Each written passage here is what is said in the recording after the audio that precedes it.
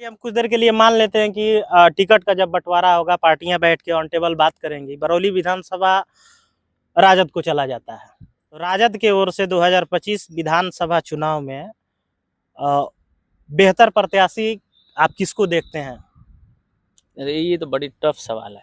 मतलब 3 लोग अभी हैं। किस बेसिस पे उनको यहाँ से टिकट मिलना चाहिए? यहाँ के तो लोग बोल रहे हैं कि भाई वो बाहरी आदमी है, हमारे विधानसभा आके चुनाव लड़ेंगे, इस तरह की भी बातें हो रही हैं। अब से कुछ ही दिनों बाद बिहार में विधानसभा चुनाव होना है और उस चीज़ को लेकर जो भी राजनीतिक पार्टियां हैं, जो भी नेता हैं, अपने अपने स्तर से तैयारी सबके ओर से शुरू हो गया है। और बिहार के अंदर जब भी बिहार विधानसभा चुनाव होता है, उसमें कुछ ऐसे विधानसभा हैं जो चर्चा का विषय बनते हैं और उसके बारे में जानना, समझना, वहाँ क्या चल रहा है, क्या होने वाला है, इस चीज़ को लेकर लोगों में उत्सुकता होता है। उसमें से एक बरौली विधानसभा भी है।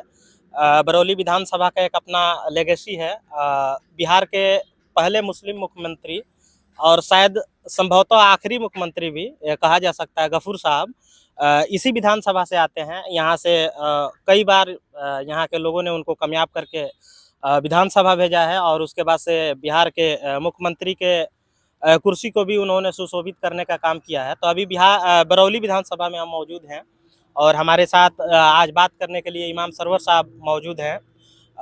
शिक्षक हैं, अपना व्यवसाय भी। इनसे हम बात करने का प्रयास करेंगे और जानने का प्रयास करेंगे कि इस बार 25 का जो चुनाव है उसमें बिहार में क्या होने जा रहा है। सबसे पहले तो आपका बहुत बहुत शुक्रिया समय निकालने के लिए। आपको बहुत-बहुत धन्यवाद, शुक्रिया कि आपने अपना मंच दिया मेरी बात रखने के लिए। अब से कुछ ही महीनों बाद कुछ ही महीनों बाद क्या कहें, कुछ ही दिनों बाद औपचारिकता हो जाएगा, घोषणा भी हो जाएगा चुनाव का और बिहार पूरी तरीके से चुनावी मूड में चला जाएगा। तो बरौली विधानसभा पे हम आएंगे, उससे पहले बिहार की अगर बात कर ले, क्या होने जा रहा है इस बार बिहार? अभी इलेक्शन आने वाला है। जब से मैं होश संभाला हूँ, तब से मुख्यमंत्री के तौर पर नीतीश कुमार को मैंने देखा है। जी। तो उनके पहले कैसा दौर रहा है वो हमने अनुभव नहीं किया है। हाँ। लालू यादव का दौर कैसा रहा है वो हमने अनुभव कभी नहीं किया। समय अब परिवर्तन मांग रहा है। अब बिहार की जनता देखिए कि शायद परिवर्तन करे, लेकिन अभी ज़्यादातर युवाओं में ऐसा प्रतीत हो रहा है कि युवा लोग जो है ना परिवर्तन की सोच रख रहे हैं और इस बार शायद परिवर्तन होने जा रहा है। बिहार के अंदर परिवर्तन होने अभी हम ये बरौली विधानसभा लगता है और बरौली विधानसभा की अगर हम बात करें तो as a voter, as a युवा, एक पढ़ा लिखा एक जिम्मेवार शहरी होने के नाते बरौली विधानसभा के लिए इस बार का जो 25 का चुनाव होगा उसमें क्या मुद्दा होगा? बरौली विधानसभा का जेन्युइन मुद्दा क्या होगा जिस पे मतलब चुनाव लड़ा जाए? सबसे जेन्युइन मुद्दा ये रहेगा, हम जैसा ये है कि एक बढ़िया हमारे पूरे बरौली कंस्टिट्यूएंसी में एक कॉलेज नहीं है। सही बात है। तो हम तो फिलहाल गोपालगंज के बिल्कुल करीब मेरा गांव है, लेकिन गोपालगंज कंस्टिट्यूएंसी में हम नहीं हैं, बरौली में है, लेकिन गोपालगंज यहाँ से 5 किलोमीटर दूर है। तो हम लोगों को कॉलेज की कमी महसूस नहीं होती है, क्योंकि हमारा कमला राय से काम चल जाता है, बीएम इंटर कॉलेज से काम चल जाता है। लेकिन बरौली कंस्टिट्यूएंसी दुलिया और गोपालगंज तक सीमित नहीं है। आप बहुत दूर तक जाइएगा तो उधर के लोगों को बड़ी समस्या झेलनी पड़ती है। उनको कमला राय कॉलेज आना पड़ता है और ग्रेजुएशंस के लिए बहुत दिक्कतें झेलनी पड़ती है। ये तो आप अस्थाई समस्या बता रहे हैं, तो उसके बाद भी यहाँ से जो भाजपा समर्थित, जदयू समर्थित विधायक होते हैं 21-21 हजार, 22-22 हजार के रिकॉर्ड मतों से चुनाव जीत जाते हैं। ये गफूर साहब का अपना विधानसभा क्षेत्र है और आज भी वो कॉलेज और ऐसी मूलभूत समस्या से वंचित है। तो क्या वजह हो सकता है? वजह एक ही है, कम्युनल सोच। दुर्भाग्यपूर्ण अगर हम कहना चाहेंगे तो बीजेपी जो है ना कुछ दलित समाज के लोगों को, कुछ ओबीसी समाज लोगों को बहलाने में कामयाब हो जाती है। जहाँ पर हर मुद्दा एक तरफ होता है और कम्युनल सोच एक तरफ होती है। वोट देने के समय लोग जो है ना बिल्कुल अपना जो मूलभूत सुविधा है उसको दरकिनार करते हैं। उनको वो याद नहीं रहता है कि जब एक उंगली टूट जाए तो उसके लिए प्राइवेट हॉस्पिटल में रेफर हो जाते हैं। उनको ये याद नहीं रहता है कि हमारे लिए कॉलेजेस में एडमिशन लेना कितना मुश्किल है। उनको मूलभूत सेवाएं बिल्कुल याद ही नहीं रहती हैं। उनको उस वक्त सिर्फ कम्युनल सोच दिखता है, उनको हिंदू मुस्लिम दिखता है। तो जहाँ नेता जितना दोषी हैं, उससे ज़्यादा दोषी शायद बरौली की जनता भी है कि हर वक्त वही विधायक जो कुछ नहीं करता है, फिर समय आने पर उनको हिंदू मुस्लिम के नाम पर बरगलाने पे कामयाब हो पाता है और कामयाब हो जाता है। बरौली विधानसभा का एक और अस्थायी समस्या है बाढ़। हर साल लगभग ये कहा जा सकता है कि बरौली का कुछ हिस्सा जो है बुरी तरीके से प्रभावित होता है बाढ़ से। गांव के गांव कट जाते हैं, लोगों को सड़कों पे आके जीवन यापन करना होता है। बड़े बड़े होर्डिंग्स बैनर के साथ जो भी नेता हैं चिवड़ा मीठा बांट के, ये प्रक्रिया मतलब लंबे अरसे से चला आ रहा है बरौली विधानसभा के अंदर। तो बाढ़ प्राकृतिक रूप से आ जाता है या लाया जाता है? देखिए, प्राकृतिक मतलब बाढ़ जो है किताबों में तो है कि भाई प्राकृतिक आपदा ही है। हाँ, प्राकृतिक आपदा। लेकिन मानव अगर कोशिश करे तो उस आपदा के प्रभाव को कम किया जा सकता है। यहाँ पर सरकारें जो है ना उस प्रभाव को कम नहीं करना चाहती हैं। यहाँ पर नेता हों या ठेकेदार हों या यहाँ के निवासी हों, यहाँ ही के नहीं पूरे भारत में ऐसा है कि आदमी कोई भी काम करता है ना, वहाँ से बस पैसा आना चाहिए।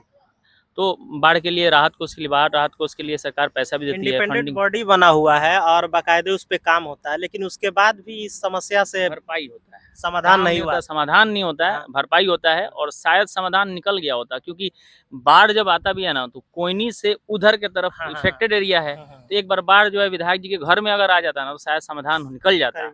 लेकिन गनीमत यह है कि ब्रिज से उधर ही इफेक्टेड एरिया होता है, इधर नहीं होता है। तो एक ये भी एक समस्या है, बहुत बड़ा समस्या है। और हम लोग तो खुद बाढ़ प्रभावित क्षेत्र में हमेशा जब घूमने जाते हैं तो अजीब जिंदगियां त्रासदी में पड़ी हुई रहती हैं, लोग झेलते हैं, क्या किया जाएगा, रोना आता है देखकर। तो कहीं ना कहीं 81,000 82,000 वोट जो गिरता है उसमें इफेक्टिव जो इलाका है उधर के भी वोटर्स रहते होंगे, वोट देते होंगे। बिल्कुल देते होंगे, बिल्कुल समस्या भूल जाते हैं उस समय। उस सबको समस्या याद नहीं रहती है। याद नहीं हम रहता बोल ही है। रहे हैं कि देश में सबसे आसान किसी को अगर बरगलाना है तो ओबीसी और दलित समाज के लोगों को बरगलाना आसान है।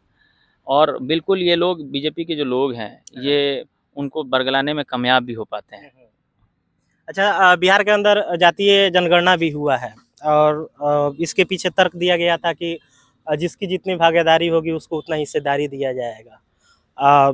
चुनाव भी बहुत करीब है, तो क्या लगता है कि इस बार ये इंडिया गठबंधन विशेष करके अगर हम उसकी बात कर लें तो उसके ओर से इस बार मिलने जा रहा है सबको हिस्सेदारी संख्या के हिसाब से? मुझे तो नहीं दिख रहा है, मुझे नहीं दिख रहा है, लेकिन मिलना चाहिए और बिल्कुल हिस्सेदारी मिलना चाहिए, तभी समाज में समानता आएगा। लेकिन अभी तो जैसा दिख रहा है वो समझ में आ रहा है कि हिस्सेदारी नहीं मिलेगा। वो ऑन पेपर ही मान के चला जाए, वो ऑन पेपर ही बन पे चला गया, भाषणों पे स्टेज पे चलता है। लेकिन अभी इंडिया गठबंधन के नेता भी उस सोच में अभी आगे नहीं निकले हुए हैं। अच्छा, ये अभी वोटर अधिकार यात्रा को लेकर हम बात कर रहे थे, उसमें आपने अपने बात को बड़ी बेबाकी से रखा। राहुल गांधी कांग्रेस के समर्थक के रूप में भी आप बताएं, खुला वैन है, उस पे रोड शो में अक्सर आप फोटो वीडियो जो फुटेज देखते होंगे। कुछ नेता हैं विशेष, उसमें मुकेश सहनी भी हैं, तेजस्वी यादव, राहुल गांधी हैं, सीपीआई सीपीएमएल के जो भी नेता हैं। बिहार की अगर हम बात करें तो यहाँ तकरीबन 18% मुसलमानों की आबादी है। हम ये नहीं कह सकते हैं कि मुसलमान अब चीफ मिनिस्टर कभी बनेंगे या नहीं बनेंगे, लेकिन ये दावे के साथ कह सकते हैं कि ये जिसको आशीर्वाद दें, जिनके माथे पे हाथ रखे, वही यहाँ से मुख्यमंत्री बनेगा। तो कोई ऐसा 18% में से आदमी ऐसा पूरे बिहार से नहीं मिला इंडिया गठबंधन को कि कम से कम उस गाड़ी पे अपने साथ नुमाइंदगी के लिए 18% की नुमाइंदगी के लिए खड़ा किया जा सके, इस भ्रमण बिहार भ्रमण पे घुमाया जा सके। इस पे क्या कहेंगे आप? देखिए, एक तो गाड़ी पे मैंने शकील अहमद खान को देखा खड़ा थे, कुछ सीमित एक ये है, लेकिन मुकेश सहनी जो है 2% के आसपास शायद हम कह सकते हैं कंटिन्यू बने हुए हैं। तो मैं इसलिए बात नहीं कर रहा हूँ कि कांग्रेस समर्थक हूँ, मतलब वो खड़े थे लेकिन वो रिप्रेजेंट नहीं कर रहे हैं मुसलमानों को। नहीं। आप ये कहना चाह रहे हैं कि जैसे मुकेश सहनी लोगों को रिप्रेजेंट करके वो खड़ा है, तो मुसलमानों का एक रिप्रेजेंटेटिव वहाँ खड़ा होना चाहिए। बिल्कुल हमारी भी सोच है कि हमारा भी रिप्रेजेंटेशन वहाँ दिखना चाहिए, और हम भी चाहते हैं कि अगर इंडिया गठबंधन अगर वो चाहता है कि एनडीए को रोका जाए, तो ये हकीकत है कि मीम की जो सोच है वो लगभग 4-5% युवाओं तक पहुंच गई है। है ना, कम से कम 4-5% वोट जो है वो डैमेज हो सकता है, मुसलमानों अच्छा, का अच्छा, जी, वोट डैमेज हो सकता है, जी, जो काफ़ी हो सकता है, जिससे 2, 4, 5, 10, 15, 20 सीटें भी हाँ, डैमेज हो सकती हैं, जो इंडिया गठबंधन ईज़िली निकाल सकता है। हाँ, तो मैं भी चाहता हूँ कि जैसे राजभर के लिए अगर कोई राजभर नेता बिल्कुल, बोल रहा है तो वो कॉम्युनल नहीं है, हाँ, सहनी के लिए कोई सहनी नेता बन रहा है वो कॉम्युनल नहीं है। नहीं, तो एक सेकुलर स्टेट में अगर मुसलमान के लिए, मुसलमान के रिप्रेजेंटेशन के लिए कोई मुस्लिम नेता कह रहा है तो वो भी कॉम्युनल नहीं होना चाहिए, बिल्कुल, है ना? इसलिए हम भी चाहते हैं कि इंडिया गठबंधन इस पर ज़रूर विचार करे हुँ, कि मीम को साथ में लेकर के काम किया जाए, ताकि वो 2-4% जो खुद उसी का वोट डैमेज होकर के मीम की तरफ ट्रांसफ़र होने वाला है, उसको उस लीकेज से बचा जाए और अच्छा रिजल्ट पाने की कोशिश करें। ये पक्का श्योर है कि 2-4-5% वोट कटेगा, और वो भारी लॉस का सामना करना पड़ेगा इंडिया गठबंधन। महागठबंधन की ओर से सबसे सफल और सबसे मजबूत सीएम मटेरियल मुख्यमंत्री के प्रबल दावेदार आप किसको मानते हैं? बिल्कुल तेजस्वी यादव है। तेजस्वी यादव के नेतृत्व में ये चुनाव लड़ा जाएगा बिल्कुल। और वो मुख्यमंत्री बिल्कुल, बिल्कुल। बने यहाँ से। वो ज़मीनी हकीकत को जान चुके हैं हाँ, हाँ। और पूरा पक चुके हैं, परिपक्वता उनके अंदर कूट-कूट के भर चुकी है। उनके पर्सनैलिटी को देखिए, उनके एटीट्यूड को देखिए, उनके आप भाषण को सुनिए, हाँ, हाँ। वो हर जगह हुँ, लगभग वो 10 साल से हुँ। अभी वो लीड पॉलिटिक्स में है, लीड कर रहे हैं अपने पार्टी को। जी, जी। तो मेरे को लग रहा है कि उनसे बड़ा कॉन्फिडेंस से भरा हुआ कोई व्यक्ति आज के समय महागठबंधन की तरफ से बिहार के लिए सीएम फेस कोई नहीं है। बरौली विधानसभा का अगर बात किया जाए तो एक टेक्निकल पॉइंट होता है। यहाँ पिछले 3 चुनाव का 20 और 10 और जो 3 चुनाव गुजरे उसका अगर हिसाब-किताब देखा जाए तो यहाँ से नीतीश कुमार जिसके साथ गठबंधन में होते हैं, उसको ये बरौली सीट निकालना उसके लिए आसान हो जाता है। ऐसा ही पीछे हुआ है। कभी महागठबंधन के साथ जब थे महागठबंधन निकल गया, बीजेपी के साथ था, बीजेपी निकल इस बार नीतीश कुमार बीजेपी के साथ होंगे। तो इस बार की लड़ाई जो होगी इस सीट पे, वो कैसा होने जा रहा है? इस बार की लड़ाई अभी तक तो कन्फ्यूजन में है आदमी। कन्फ्यूजन अभी में। सीट को लेकर क्लियर नहीं हो पा रहा है कि किसको सीट मिलेगा। सीट पे भी हम बात करेंगे। तो हाँ। आप देखे होंगे, एक मेरा कटाक्ष था ऐसे ही, एक हाँ, हफ्ता पहले ही मैंने डाला था कि बरौली विधानसभा के भावी प्रत्याशी। हाँ, हाँ, तो इसलिए कटाक्ष था कि भाई रोज आरजेडी की तरफ से रोज एक नया प्रत्याशी मिल रहा है। हाँ, तो अगर हम प्रत्याशी के रूप में देखें हाँ। तो एनडीए में प्रत्याशियों के अंदर अनुशासन बहुत ज़्यादा होता बिल्कुल। है। अभी उस पर हम विस्तृत बात हाँ, करने अगर वाले हैं। 2 या 3 व्यक्ति कोशिश कर रहे हैं एनडीए की तरफ से कि हमको टिकट मिले, लेकिन किसी एक को मिल रहा है, हाँ। तो बाकी दोनों मिल करके उसके लिए मेहनत करते हैं। थोड़ा-सा महागठबंधन में ये समस्या खड़ी ये हो जाती है कि जिसको टिकट नहीं मिलता है ना, फिर वो थोड़ा-सा पीछे से खिलाफ में काम करना शुरू कर देता है। अगर वो ईमानदारी से काम करे, तो मुश्किल नहीं है, वो नीतीश कुमार साथ में रहें या ना रहें। 2015 में नेमतुल्लाह के खिलाफ पीछे से कोई काम करने वाला नहीं था, लेकिन 2020 में राजू नेता जब खड़े थे, तो 2-3 लोग थे, अब जो भी थे, तो 4 लोग थे, 10 लोग थे, जिन्होंने पीछे से इनका नुकसान किया, और जिसका परिणाम ये हुआ कि 19,000 वोट से क्या हारा। इस सीट पे महागठबंधन, एनडीए गठबंधन जो है किसी एक नेता के सरपरस्ती में चुनाव लड़ पाएगा? और क्या जो टिकट सिंबल पटना से लेके आएगा, उसके साथ बाकी के जो 2-3 प्रत्याशी, भावी प्रत्याशी हैं, वो काम कर पाएँगे? बागी नहीं हो जाएँगे? अब बागी होंगे, नहीं होंगे, असल में जनता जो है ना, वो तो उसी को वोट देगी जिसको टिकट मिलेगा। और जितने भी लोग अभी तक अपने आप को घोषित कर चुके हैं, वो सब हमारे बीच के हैं, और सबके बारे में सब कोई जानता है, कौन क्या है, कौन कहाँ तक लड़ सकता है, कौन कहाँ तक साथ दे सकता है, किसके अंदर क्या ईमानदारी है, कौन किस भावना से आ रहा है, तो वो तो जनता तय कर लेगी। तो अब इसमें वो बागी हो ना हो, इसमें होशियार जनता को रहना है, आवाम को होशियारी दिखानी है। आवाम के बीच में जो कैंडिडेट आए, उसका चेहरा देखना है कि इस कैंडिडेट के अंदर क्या क्षमता है, ये कैंडिडेट हमारे लिए क्या किया है और आगे क्या कर सकता है, और उसी पर आवाम को वोट देना चाहिए। बाकी कौन बागी हो रहा है, नहीं हो रहा है, उस पर जनता को उस पर अगर जनता ध्यान नहीं देगी, तो फिर उसके बागी होने से कोई फ़र्क नहीं पड़ेगा। चलिए हम कुछ देर के लिए मान लेते हैं कि टिकट का जब बँटवारा होगा, पार्टियाँ बैठ के ऑन टेबल बात करेंगी। बरौली विधानसभा राजद को चला जाता है। तो राजद की ओर से 2025 विधानसभा चुनाव में बेहतर प्रत्याशी आप किसको देखते हैं? अरे ये तो बड़ी टफ सवाल है। मतलब 3 लोग अभी हैं, एक मैनुद्दीन मामा है, छमई के हैं, वो भी बोल रहे हैं कि हमको ही टिकट मिल रहा है। एक हम पहले ही बता दिए कि जो भी है वो लोग कंफर्म है, लेकिन आप किसको बेहतर देखते हैं? एक सत्तार मामा है और एक राजू नेता है। लेकिन अगर तो हम 2 लोग मामा ही हैं और एक नेता है, सही है तो बेहतर बता दीजिए। तो अब बेहतर की बात करें तो हमारे नज़रिए में अभी आज तक रियाजुल हक राजू नेता वो नेता लगते हैं और वो नेता हैं। इसलिए हम चाहेंगे कि हमारी अगुवाई तो राजू नेता ही करेंगे, तो हमको लगेगा कि भाई ठीक है। किस बेसिस पे उनको यहाँ से टिकट मिलना चाहिए? यहाँ के तो लोग बोल रहे हैं कि भाई वो बाहरी आदमी है, हमारे विधानसभा आके चुनाव लड़ेंगे, इस तरह की भी बातें हो रही हैं। तो आप एक वोटर, यहाँ के सक्रिय वोटर हैं और हर चीज को देखने का एक पढ़ा लिखा आदमी होने का एक नजरिया ही अलग होता है, तो किस बेसिस पे उनको टिकट यहाँ से मिलना चाहिए? तो तेजस्वी यादव गोपालगंज के किसी कंस्टिट्यूएंसी से चुनाव तो नहीं लड़ते हैं, ना, वो भी तो बाहरी हो गए ना जहाँ से लड़ते होंगे। बिल्कुल हाँ। मतलब ये हमारा नहीं कहना, यहाँ के जो और उनके समकक्ष खड़े लोग हैं, प्रत्याशी अपने आप को बता रहे हैं, उनका बाहरी भीतरी ये सब मामला चल रहा अब ये तो टिकट लेना है हाँ। तो एक यही एक जेन्युइन कारण उनको दिख रहा होगा कि हम बाहरी कह दें। बरौली के लोग चाहते होंगे कि बाहरी का नहीं चाहिए, लेकिन राजुल हक राजू नेता जो है राजुल हक राजू, ये सिर्फ गोपालगंज विधानसभा के नहीं है, वो गोपालगंज जिला के हैं। है। राजू साहब एक विधानसभा नहीं, पूरे जिले पूरा जिला के हैं। हाँ। उनको कोई आज बड़ी बात बोल रहे हैं आप। नहीं, आप पूरा गोपालगंज के किसी भी कंस्टिट्यूएंसी में आप चले जाइए, वो आप चाहे कोट में जाइए, चाहे बैकुंठपुर में जाइए, चाहे बरौली में जाइए, चाहे गोपालगंज कंस्टिट्यूएंसी में जाइए, चाहे भोरे में जाइए, चाहे मीरगंज जाइए, किसी भी हथुआ में जाइए, किसी भी कंस्टिट्यूएंसी में आप जाइएगा तो वहाँ के हर कंस्टिट्यूएंसी के एक लगभग 20 से 25% आवाम का रिप्रेजेंटेशन ये करते हैं। हथुआ के किसी व्यक्ति को अगर कोई समस्या होती है टाउन से रिलेटेड या उनके लोकेलिटी से रिलेटेड, तो राजुल हक राजू वहाँ तक भी पहुँचते हैं, कुचायकोट भी वो पहुँचते हैं, बैकुंठपुर भी वो पहुँचते हैं।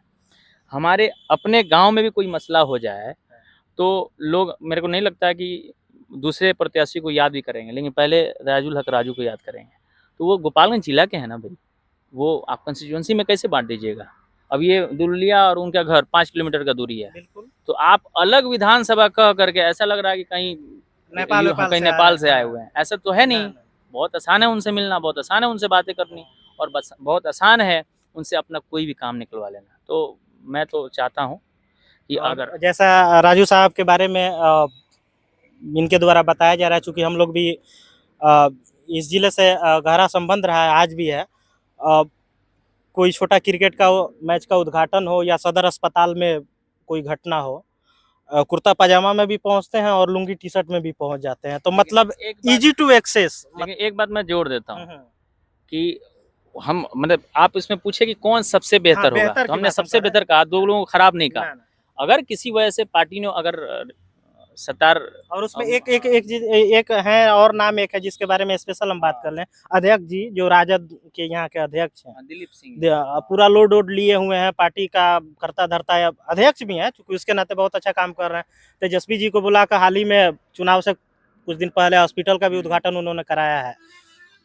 हालांकि खुल के तो बात नहीं हो रहा है, लेकिन एक सुगबुगाहट है और एक माहौल बन रहा है कि शायद कहीं बरौली से वो भी चुनाव लड़ना चाह रहे हैं, वो भी प्रत्याशी हो सकते हैं। तो इसके बारे में अब ये तो काम सब पार्टी का है। हाँ। अब 4 लोग का आपने नाम ले लिया, राजुल हक राजू जी का, दिलीप सिंह जी का, सत्तार जी का और मैनुद्दीन मामा का, है ना। तो इन चारों लोगों का पहुंचा भी होगा वहाँ बात, तो पार्टी डिसाइड करेगा जिसको भेजेगा। चारों लोग इंसान खराब नहीं है, सब कुछ अच्छा है। तो अगर ये लोग उसमें से राजू साहब टिकट लेके आते हैं तो बेहतर से बेहतर दावेदार है। हम ये मानते हैं कि वो ज्यादा अच्छा दावेदार है। बाकी ये देखिए, विधानसभा के चुनाव हो या पार्लियामेंट के चुनाव हो, ये सिर्फ एक लोकल प्रॉब्लम्स के लिए नहीं इसमें वोट किया जाता है। लोकल प्रॉब्लम्स तो होता ही है, उसके लिए उसको तो नजर में रखना ही है। साथ साथ ये जो लॉज मेकिंग बॉडी है, तो आप देखते हैं कि पार्टी की क्या विचारधारा है। 80-90% लोग जो है ना पार्टी की विचारधारा को देख करके वोट करते हैं। 10 या 15% वोट जो होता है वो लोकल बॉडीज प्रॉब्लम को, समस्या को लोग नजर में रख करके वोट करते हैं। तो इसलिए अगर 80-90% पार्टी अगर भेज रही है तो ये 80-90% वोट तो बिल्कुल श्योर जाएगा इनको। अच्छा 10% जो वोट पे फर्क पड़ेगा हाँ। वो किसी व्यक्ति विशेष के वजह से फर्क पड़ेगा, भाई उनको टिकट नहीं मिला तो हम नहीं देंगे, उनको नहीं मिला तो हम नहीं देंगे। लेकिन 80-90% तो वोट तो जाना ही जाना है, वो विचारधारा को लेकर के जाना है। तो विचारधारा इन सबकी अच्छी है, तभी सभी लोग आरजेडी से जुड़े हुए हैं। सब लोग सेकुलर माइंडसेट के लोग हैं, तभी तो आरजेडी से जुड़े हुए हैं। तो आरजेडी डिसाइड करेगी कि चारों में किसको भेजा जाए। खैर चारों में जो आएगा उसका वेलकम है। उम्मीद करता हूँ कि इस वीडियो के माध्यम से आपको बरौली विधानसभा, बिहार की राजनीति और भी जो मुद्दे थे उस पर विस्तृत जानकारी मिला होगा। अगर ये वीडियो पसंद आया तो इसको ज़्यादा से ज़्यादा शेयर कीजिएगा। चैनल पर नए हैं तो चैनल को सब्सक्राइब कीजिएगा। फिर मिलता है किसी नए मेहमान के साथ। तब तक के लिए बस इतना ही।